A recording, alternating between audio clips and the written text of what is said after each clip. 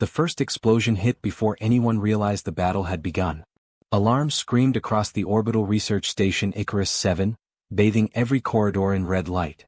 Commander Lysandra Voss pressed herself against the cold alloy wall, her heart hammering in her chest. Somewhere above, the alien fleet hovered, sleek, iridescent warships that moved like living predators through the vacuum. And between her trembling fingers, she held the last remaining container of her tiny creature. The one everyone had mocked. The one they said was too small, too weak to matter. "They think it's a joke," she whispered to herself, voice barely audible over the klaxons. "They think it's nothing. But they've never seen it angry." Icarus 7 had been humanity's most ambitious experiment, a fusion of alien bioengineering and human ingenuity. In a lab buried deep beneath the station's surface, Lysandra had been developing the Cyllin, a miniature creature no larger than her palm. It had iridescent skin that shimmered with every heartbeat, eyes that glowed with eerie intelligence, and claws sharp enough to pierce steel. The Council of Scientists had laughed when she proposed it for defense. "It's adorable," they had said, as if cuteness nullified power. "It won't survive the first wave." But Lysandra had always known better. A sudden vibration shook the floor. The station rocked violently and she stumbled, the container slipping in her hands. Inside, the tiny Cyllin chirped, its multifaceted eyes reflecting the red emergency lights like liquid mirrors. "You're ready, aren't you?" she murmured, her lips brushing the glass. "Time to show them the truth." A deafening roar echoed from the observation deck above. The alien commander, a towering figure known only as Crethel, had breached the station's outer defenses.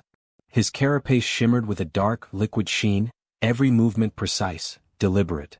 He radiated a cold intelligence, a logic devoid of empathy. And yet he was curious. Curious enough to watch Lysandra scurry through the halls, clutching the smallest weapon he had ever deemed a threat. The first microhook hit her mind like a pulse. Could this tiny creature really be the key to survival? Lysandra sprinted toward the laboratory core. Every corridor was a gauntlet, lined with shattered panels and the burned husks of robots meant to defend the station. She ignored the screams of her team, the pleading messages over comms. This was her responsibility, her secret.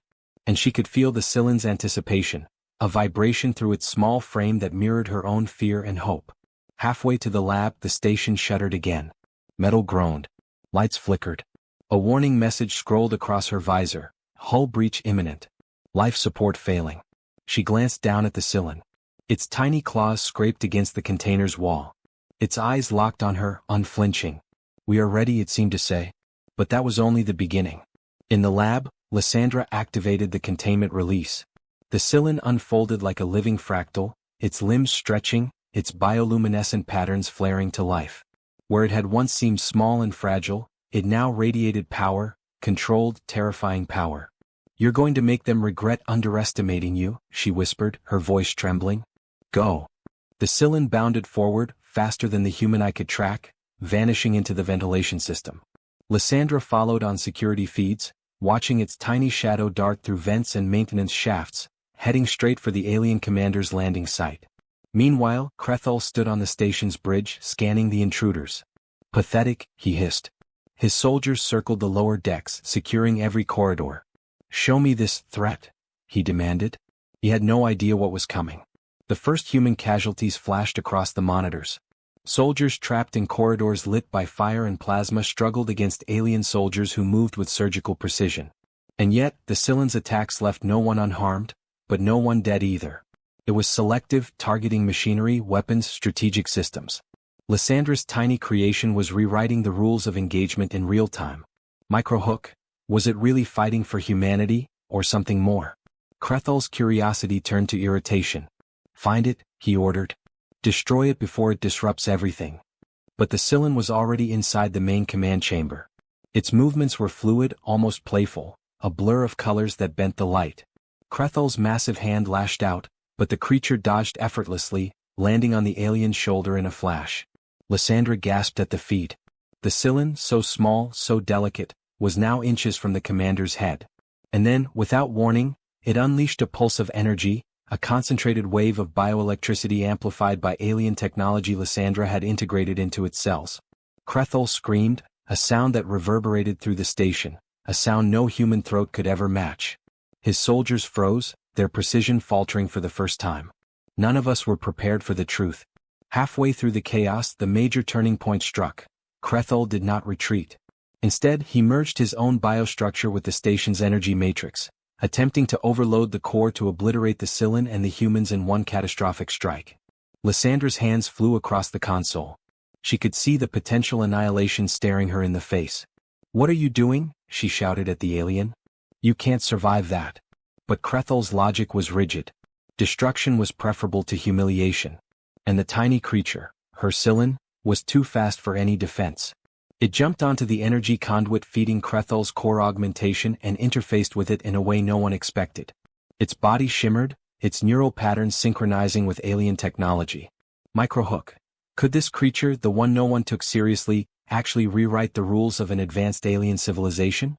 The lights exploded in a cascade of colors, illuminating every shattered corridor, every terrified face, every soldier frozen in awe.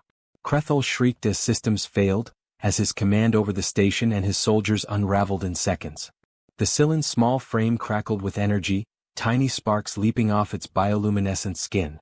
And then, with a final blinding flash, Krethul collapsed, his consciousness severed from the technology he had relied on for supremacy. What I saw next changed everything. Silence fell over Icarus 7. Smoke and dust hung like a veil, punctuated by the distant hum of failing machinery. The humans who had survived emerged from hiding, blinking against the harsh red light. Lyssandra's hands shook as she pressed the container over the Cylon. It chirped softly, exhausted but alive. She allowed herself a small, trembling laugh. "You did it," she whispered. "You saved us all." Microhook.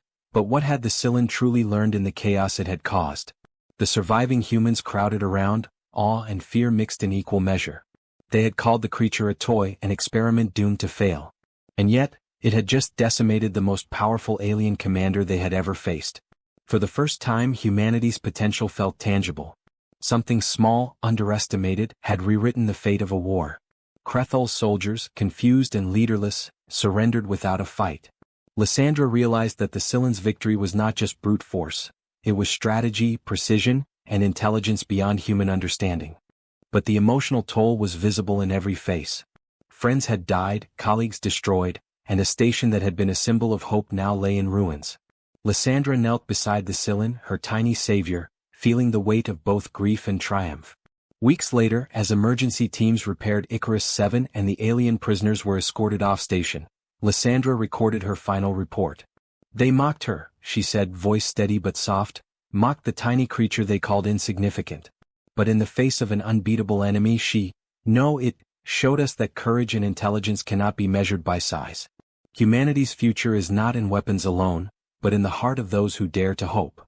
The Cylon chirped again, a tiny, proud sound that resonated far deeper than any human voice. Lysandra smiled. She understood now. The true battle had never been against the alien commander.